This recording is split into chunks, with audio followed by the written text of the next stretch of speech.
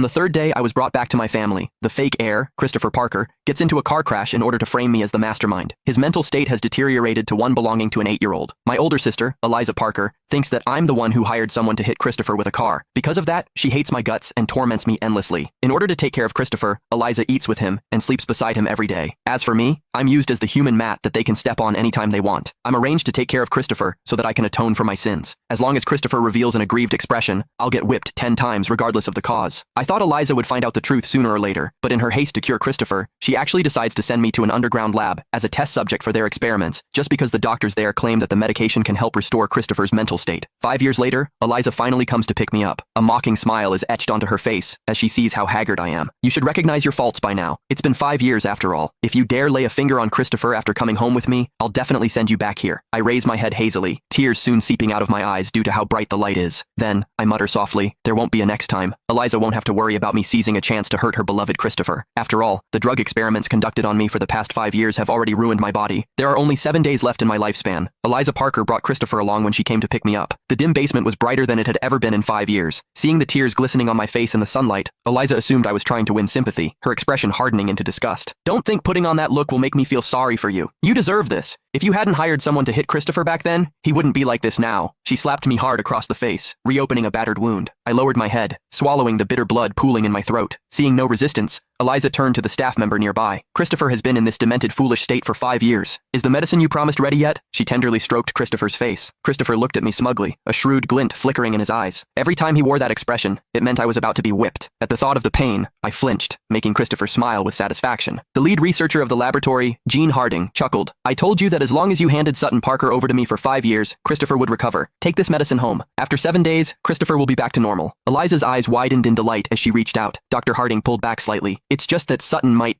what? Eliza snatched the medicine, having no intention of listening, and left with Christopher in tow. Aren't you planning to take him back with you? Dr. Harding called out, pointing at me sprawled on the ground. Eliza paused, then yanked my arm to pull me to my feet. After a few staggering steps, I collapsed. Years of drug testing had deformed the bones throughout my body, leaving my skin and flesh close to rotting. Every step was an immense torment. I broke out in a cold sweat, a whimper escaping my lips. Christopher crouched beside me with feigned innocence, then suddenly burst into loud sobs. Eliza! Sutton bit me! Eliza's expression darkened. Sutton, 5 years have passed, and you still refuse to mend your ways? My teeth were pulled out a long time ago, I replied with great difficulty. How could I possibly bite him? Over 5 years I was tortured repeatedly, my limbs broken and reset, my flesh sliced open. To survive, I was reduced to fighting dogs for food. When I truly felt I could barely hold on, I went to great lengths to steal Dr. Harding's phone to beg Eliza to bring me home. Her refusal was immediate. You must pay the price for what you've done. Just stay there and be the test subject for Christopher's drugs. Quit